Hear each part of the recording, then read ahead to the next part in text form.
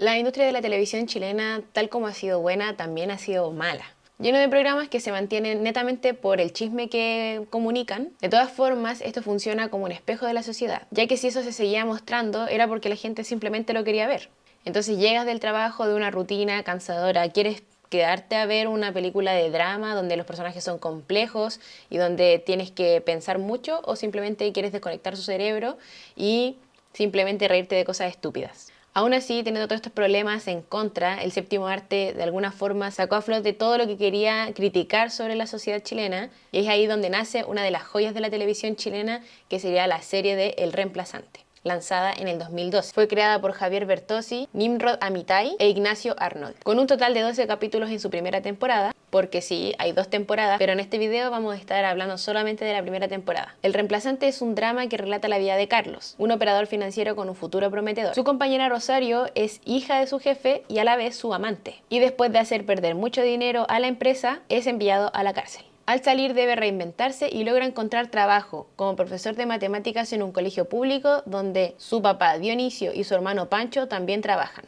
En estas primeras instancias todo sale mal para Carlos como profesor. El jefe de UTP lo aborrece y los alumnos lo ningunean. Y en este punto también conocemos a otros personajes que serán claves de la serie, como por ejemplo el Michael, el Zafrada, la Flavia, el Lalo, la Jenny, etc. Carlos comienza a tratar de ayudar a los alumnos y comienza a notar las deficiencias del establecimiento, como las estructuras del colegio mismo, como las instalaciones eléctricas. En paralelo, una alumna, que es Flavia, comienza a enviarles imágenes con poca ropa al profesor Carlos, lo que hace que esto se malinterprete y se conviertan en más problemas para él. Esto se logra resolver y nos damos cuenta en este punto de la historia que Flavia está embarazada. Carlos se acerca a hablarle a Flavia y le pregunta que qué va a hacer. Flavia no tiene una respuesta concisa. Paralelamente conocemos la historia de Pancho, el hermano de Carlos, que trabaja también como profesor en el colegio. Nos muestran a su familia, esposa e hijo, pero también nos dan a entender que él le fue infiel a su esposa con una profesora del colegio llamada Ana, la profesora de artes. Pancho está súper enamorado de Ana, pero no así Ana de Pancho. Por lo tanto, para ella igual es algo incómodo. Pancho sospecha de que a Carlos le gusta a Ana y que por eso ella se está alejando. Esto trae conflicto a los hermanos que viven en la misma casa con Dionisio, su papá, la esposa e hijo de Pancho. Los problemas comienzan a escalar cuando los alumnos no son escuchados por el colegio en base a los problemas que hay de infraestructura y de las instalaciones eléctricas malas, lo que los lleva a protestar y a tomarse el liceo. Estas demandas son apoyadas por Carlos y por Ana, no así por el resto de los profesores, incluyendo a la misma directora. En este punto llega Jorquera, quien es el sostenedor del colegio, y amenaza a la directora si no lograba controlar la situación. En su desesperación, la directora autoriza el desalojo, en donde podemos ver claramente el uso de la fuerza desmedida de los policías hacia los alumnos. Por otro lado, tenemos la historia de Michael, quien conoce a 2 narcotraficantes llamados Claudio y Hamster, en donde Michael se hace amigo de ellos y comienza a realizarle ciertos trabajos que ponen a Michael en situaciones peligrosas. Flavia le revela el secreto de su embarazo a Michael y Michael intenta ayudar a Flavia a abortar. Claudio, al enterarse de que hay una toma en el colegio, acude al sostenedor Jorquera para amenazar o negociar, ya que la presencia de la policía en el sector no dejaría que el negocio de Claudio ni el negocio de Jorquera, como es el liceo, siguieran funcionando correctamente. Es aquí donde Jorquera acude nuevamente al colegio, evita el desalojo y despide a la directora. En su lugar le da el puesto a Pancho. Todos se reúnen a escuchar las necesidades de los estudiantes, pero solo consiguen un punto de todas las necesidades, que es una sala de computación. Pancho está feliz pero impactado con su nuevo puesto de trabajo, ya que podría optar a un mejor sueldo y poder irse de la casa, cosa que su esposa quería hace mucho tiempo. Junto con su hermano Carlos, revisando los documentos del colegio, se dan cuenta de que hay inconsistencias en las asistencias y en los dineros que se manipulaban. En este punto, Pancho va a donde Jorquera y le pide explicaciones, a lo que Jorquera responde con una coima o un soborno. Pancho acepta el soborno y se queda callado. Al enterarse de la infidelidad con la profe Ana, le exige a Pancho renunciar del colegio, irse de la casa y seguir juntos. Pancho no acepta esto, pero le ofrece vivir a su esposa en un departamento. La esposa acepta esto y ahora que Pancho era director, le pide que despida a Ana. Pancho titubea y como resultado, la esposa al otro día se va, se lleva a su hijo y desaparece. Pancho, inmerso en la depresión tanto por el nuevo cargo como el abandono de su esposa y su hijo, solamente le queda desesperadamente exigirle amor a Ana. Esto da paso a una situación de acoso de Pancho hacia Ana, en donde Ana se ve claramente incómoda y le cuenta a Carlos sobre lo sucedido. los estudiantes no están conformes solamente con la compra de los computadores, ya que aún quedaban puntos importantes por cumplir. Y es así como para poder callarlos / calmarlos, Pancho les consigue tener una radio escolar, quien queda a cargo de Katy y Lalo. Flavia en este punto pierde al bebé y es llevada al hospital gracias a la asistencia del profe Carlos. Carlos les propone a los estudiantes empezar un preuniversitario y a prepararse para la PSU. Los apoderados de los alumnos son convocados a una reunión en donde ellos se preocupan si tienen que pagar este preuniversitario, a lo que responde Carlos que no, que esto iba a ser gratuito y que él iba a poner ese tiempo para poder ayudarles a los alumnos. Todos se organizan y tratan de asistir a este preuniversitario. Pero en este punto le comienzan a llegar ofertas a Carlos de su antiguo trabajo gracias a Rosario. Y esto hace que Carlos falte a algunos ensayos de la PSU. Los estudiantes se defraudan y en una de las esperas después del ensayo PSU, Lalo, quien estaba a cargo de la radio y que le gustaba hacer grafitis, ofrece ir a rayar el colegio, pero nadie lo toma en cuenta. Queda solo, se sube a una estructura del colegio y comienza a rayar. Se agarra de una lámpara que estaba en mal estado, se electrocuta, pierde el equilibrio y cae. Muere instantáneamente. El Zafrada y Carlos llegan justo y lo ven ahí muerto, lloran sobre el cuerpo de Lalo y en la noche se hace un velatorio por la muerte. Posteriormente, Rosario engaña a Carlos usando los datos que él le entregaba para poder hacer otros contactos con otras personas y Carlos se aleja. Claudio y el hámster están haciendo pequeños trabajos en la calle cuando son abarcados por la policía y encerrados, en donde Claudio grita que si en 2 meses más salgo. Esto pone en alerta a Michael, que se asusta porque piensa que van a decirle que él fue el que los delató.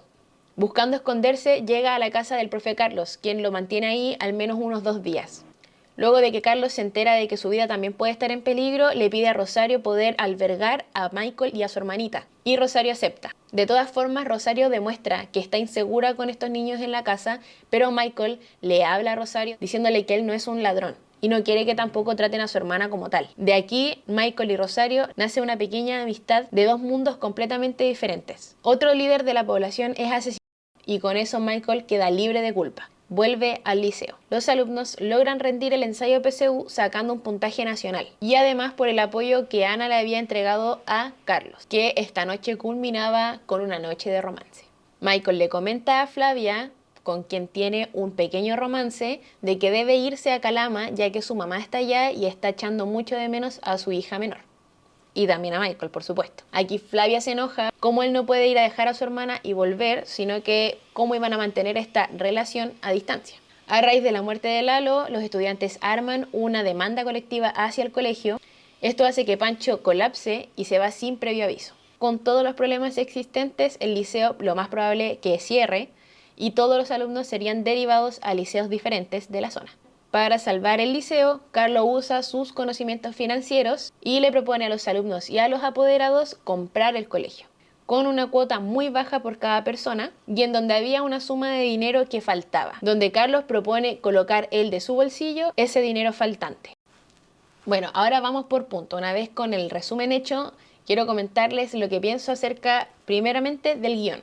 Con respecto al guión, me parece una estructura sumamente sólida, en donde se busca definitivamente dejar en evidencia el nefasto sistema que Chile tiene, además de las injusticias sociales y laborales. El trato de los estudiantes hacia un profesor nuevo deja en evidencia el difícil ambiente que se genera en los liceos. El embarazo de Flavia habla sobre la poca educación sexual que hay en Chile, cómo las bandas traficantes manipulan a los menores de edad y son dueños de las poblaciones, la irresponsabilidad parental que sufre Michael, teniendo que hacerse cargo de su hermana menor solamente teniendo 16 años, el tráfico de armas, de drogas, los sobornos e infidelidades. Siento que el guión, a pesar de ser bueno, tiene algunas inconsistencias como por ejemplo, cómo Carlos, que estuvo en la cárcel, ahora puede hacer clases. Dejará esto en evidencia de que las instituciones ni siquiera se preocupan de cómo son las personas que van a hacer clases. ¿Hay antecedentes? ¿Revisan los antecedentes o algo? En ningún momento se hizo hincapié a que Flavia estaba embarazada, simplemente apareció. Podrían haber entregado un poco más de información antes con, no sé, Flavia con vómitos o, no sé, se miraba al espejo a lo mejor. Lo que pasó fue que se entregó al tiro la información de que ella estaba embarazada y en qué momento pasó esto. Y finalmente cuando Michael sale arrancando teniendo un arma en la mano porque venían los policías y él no la tira en ningún lado.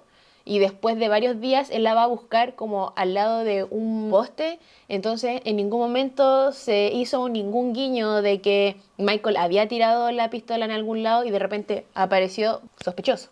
En cuanto al arco de los personajes, creo que me parece muy interesante cómo Carlos, que es nuestro protagonista, cambia. Siendo una persona que le importaba tanto el dinero y estando como casi en el pic de su carrera, pasa a ser una persona desinteresada por el dinero y más preocupada por el bienestar de los alumnos que eran el futuro del país. Al igual que Michael, que también es un personaje entrañable, ya que él, a pesar de ser rebelde e ir contra las reglas y ser una persona llevada a su idea, de alguna u otra forma él tenía un punto débil, que era su hermana.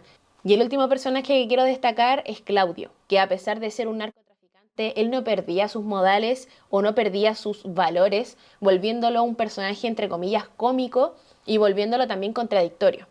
En muchos momentos él, a pesar de todo lo que hacía, le pedía por favor a su compañero que no comiera con las manos. Cuando le ofrecían alcohol y él iba manejando, él decía no, voy manejando. Entonces todas estas como contradicciones de su forma de ser lo vuelven algo chistoso y lo vuelven algo contradictorio. En cuanto a la interpretación de los actores de sus personajes, en la forma que se habla y que se respeta la jerga, cómo reaccionan algunos alumnos durante algunos diálogos, que pareciera ser que ni siquiera está organizado de esa forma, sino que estamos realmente dentro de una sala de clases, donde eso también me llamó mucho la atención de cuando ellos respondían a algunos otros comentarios y no pareciera que estuvieran en los diálogos, sino que ellos solamente se relajaron y volvieron a estar en un salón. La interpretación menos creíble para mí o más sobreactuada es la de Jorquera, en donde modula muy bien las palabras o también la velocidad con la que habla. Me parece que es un poco sobreactuado.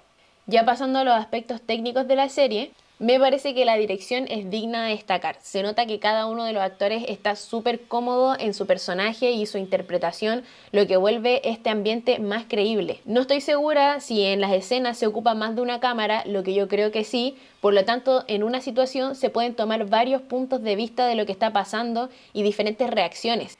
La dirección de fotografía no es mi favorita, pero entiendo que estaban queriendo demostrar la crudeza de la situación y los colores reales, por lo tanto se mantiene casi que como un documental en cuanto a color, en cuanto a encuadres y además de que las cámaras pareciera ser que estaban en una calidad estándar para la televisión, por lo tanto no es la mejor ni la peor calidad. La dirección de arte guarda los elementos icónicos de la fecha 2012-2011, en donde se utilizaba la trenza cruzada en la frente, teléfonos con accesorios colgando, estilos icónicos pertenecientes a cada una de las tribus urbanas de ese tiempo. En cuanto al sonido directo, los diálogos se logran entender claros a pesar de que los personajes pasen de un ambiente a otro, y el diseño sonoro también está logrado. En la parte de la toma, cuando todos gritan y los diálogos aún siguen estando en primer plano, me parece bien logrado. Y la selección de la canción Mi Verdad por Anita Tijoux engloba el concepto de la serie por completo.